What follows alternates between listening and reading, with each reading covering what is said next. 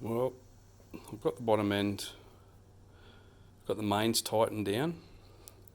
Just doing the big ends now, so I'm doing the first step. So the first step's reassembly, 5 Newton motors, then tighten to 20 Newton motors, then finally another 80 degrees. So I'm up to the 5 Newton motors, or 3.7 foot-pounds. So we'll just spin the crank. So I've done the back ones. Let's do 3 and 7. We've got this little baby 3/8 torque wrench, perfect for jobs like this. So it's a bit hard holding the camera at the same time, but anyway.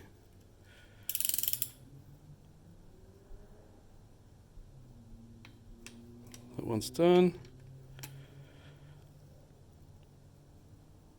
Done.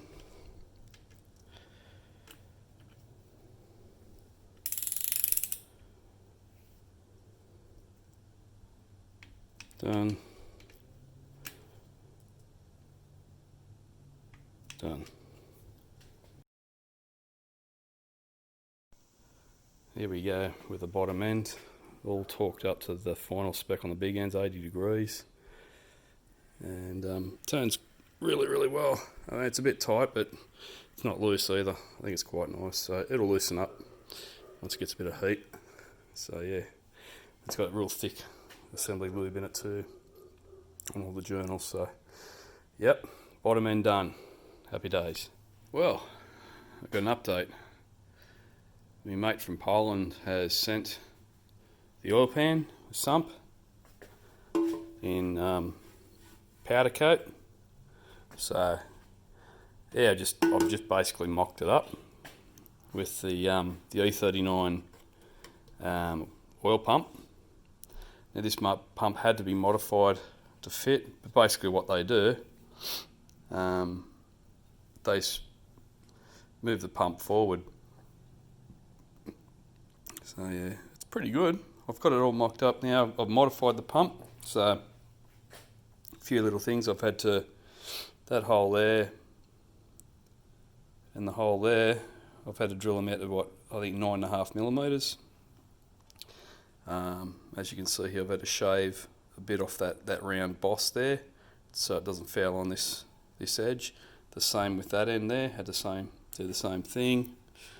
You can see I've had to cut crap off that, or webbing and that, give that thing a haircut, which isn't straight, but it doesn't really matter because all it's there is just for clearance on this. There's a tube that's got to go forward and down inside. Probably can't really see, but there's a hole in there. Everyone knows what, yeah, there it is. That tube would be this one here. So it's you can imagine this here goes up inside where the old, actually that's another thing, relief valve. The relief valve used to go in here, but now it's been taken out and put in this tube. I've had to modify the spring for more oil pressure, but virtually that this bit here goes inside where the valve used to go. It slides up inside, at the same time this goes in. So I think I have to put this in first when I go to fit it all in. This will go into the engine first before I put the sump on. Sorry about that. Yeah, so I've assembled the bottom end for good now. Oh, that's another thing too. There's a little screw in there where this used to go in. So this used to go sort of, you know, in there, and that we go in the oil pump. That's not needed anymore. So I've had to tap that out and make a grub screw. Alright, got the gaskets and new bolts the other day, so new MLS gaskets from L-Ring in Germany. So, and I've just completed replacing all the valve stem seals in both heads. So what a mission that was, especially when you don't have the correct tool to remove the valve stem seals. So it's pretty darn hard trying to get into the pocket, right down deep in there, trying to get them out, suckers. But anyway, time to rebolt the bolt heads onto the on the engine. Okay, so I've done both cylinder heads up, all torqued up, along with the followers, hydraulic followers, lifters, what do you want to call them, along with the cams. So you got the inlet, exhaust, 5 to 8, and 1 to 4s on this side. Put these on, torque them up, use some anaerobic gasket sealant stuff on both sides. So yeah, I've just sort of, that's why I've got the old X5 sump on there, oil pan, so I could just, I'll put that thing on, the flywheel, and I use the sump just to set the top dead center on the crank. Which you can't see, I've actually put that rear main oil seal and housing on too while I was at it. And once I set it up the top dead center, I just done a rough mark here, just rough, just so that I know, right, so on top dead center, number 1. That way I can just sit the cams there for now. So the writing's up. Obviously it's not spot on, this lobe's got to come out that way more. But yeah, the main thing is they're not hitting the piston. So the next job I've got is to borrow a timing set and put the Vanos and the chains on. And I've also got a new guide, timing chain guide coming too, so I'm just waiting for that before I can sort of progress to the next step. So probably the only thing I can really do until that arrives is probably put some sealant on this, put that coolant lid back on, put the rear coolant pipe on, and that's about it really. I can't really put the custom oil pan on and oil pump until I've got the lower timing cover on. It just will not fit the way it's been manufactured. So that's where I'm up to. It's about to put the Azimat Performance custom sump on, oil pan. So I just run a bead of Celastic, this premium black, apparently really good for oil. So put a heap on that. I've put the timing chain, got some guides for it. You can see a little bit of yellow, red sealant there and there. That's anaerobic, so it only dries where there's no air. Got the rear main oil seal on,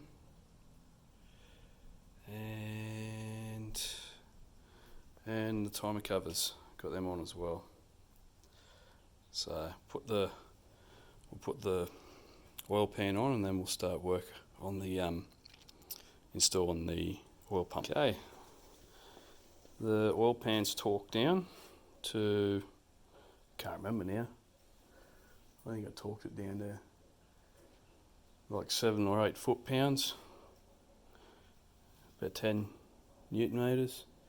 All those bolts in there, and then after that I'll put the oil pump in, tighten that bolt up. What I'm going to do now is just get a centre punch. I'm going to burr over the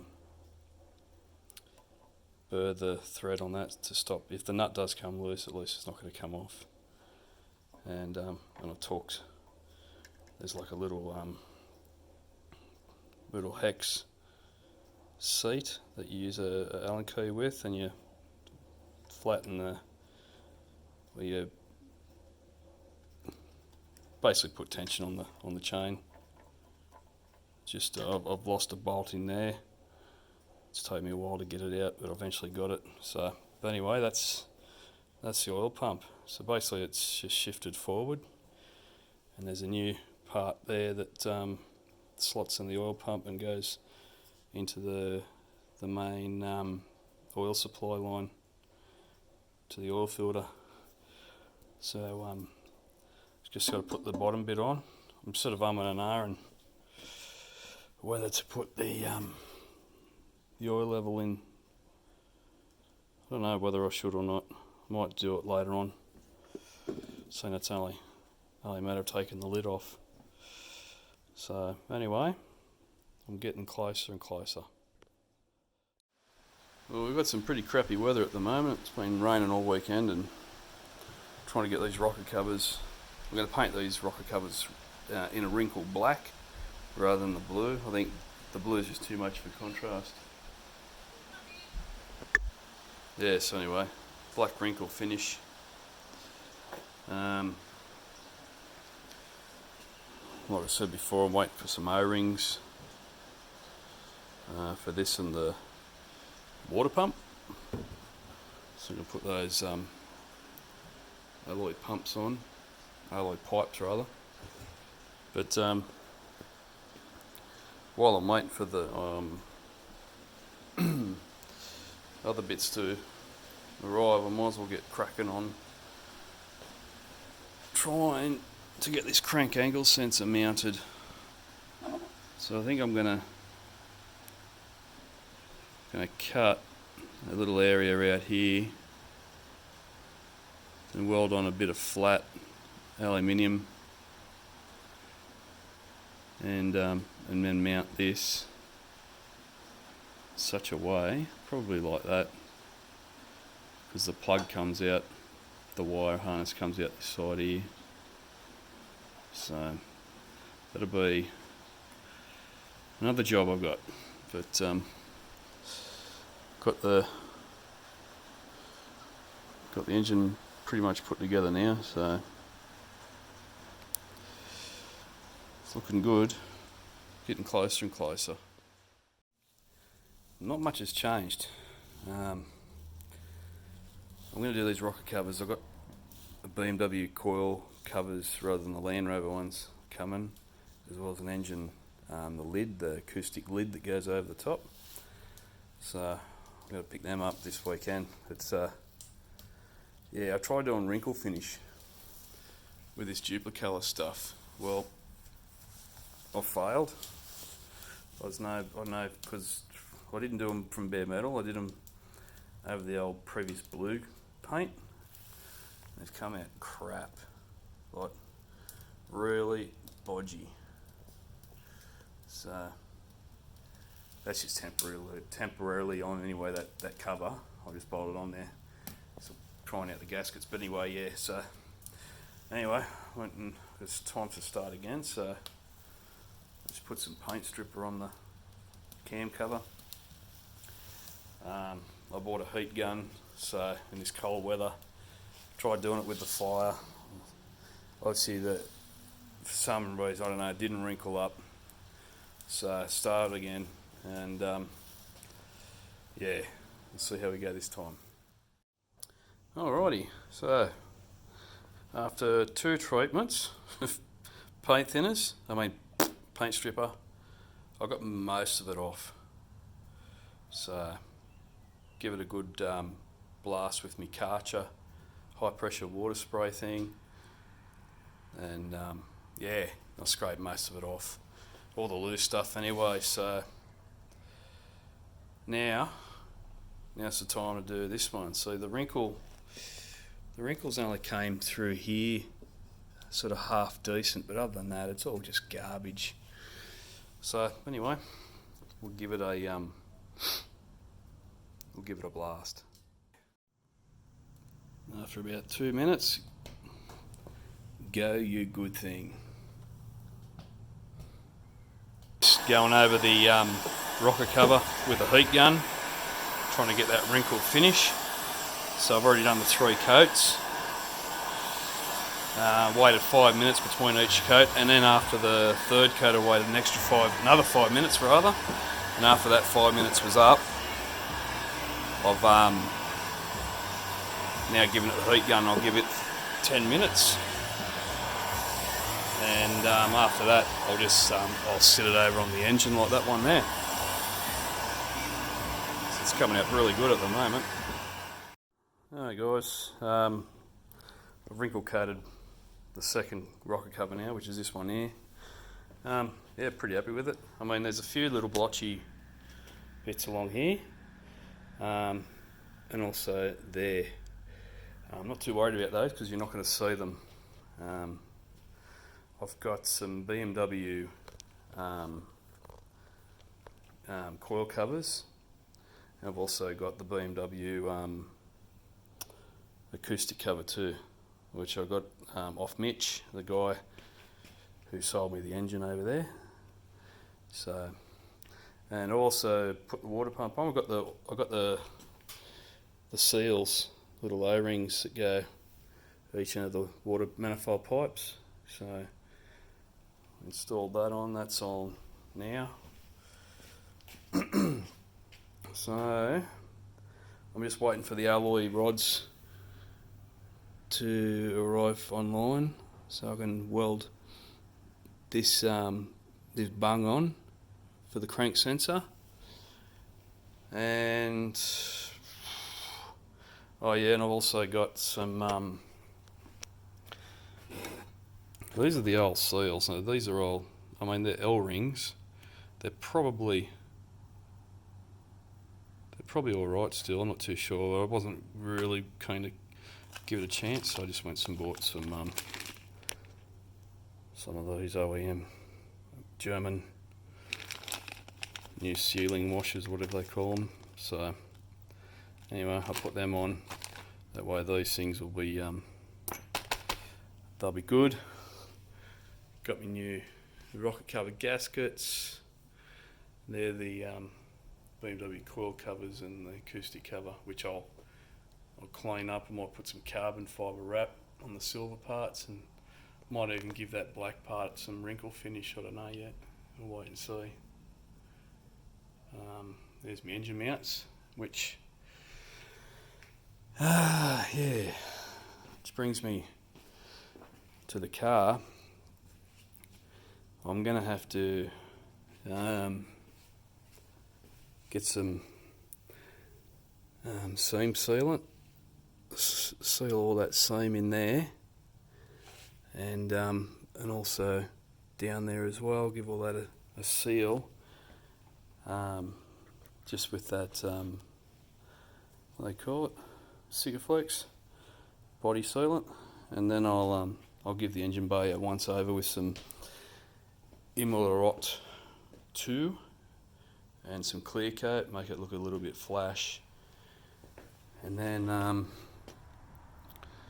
get some more of this stuff. I've got a V-dub wrecker about, I don't know, 3 minutes from home here, and I'm sure, being a German car, it'll have heaps of this stuff, so I'll go down and see if I can swipe some of that aluminium stuff, so then I can make another cover here, and then make a cover, because I'm going to have to take this off. So I got underneath the car at Mitch's yesterday. Oops.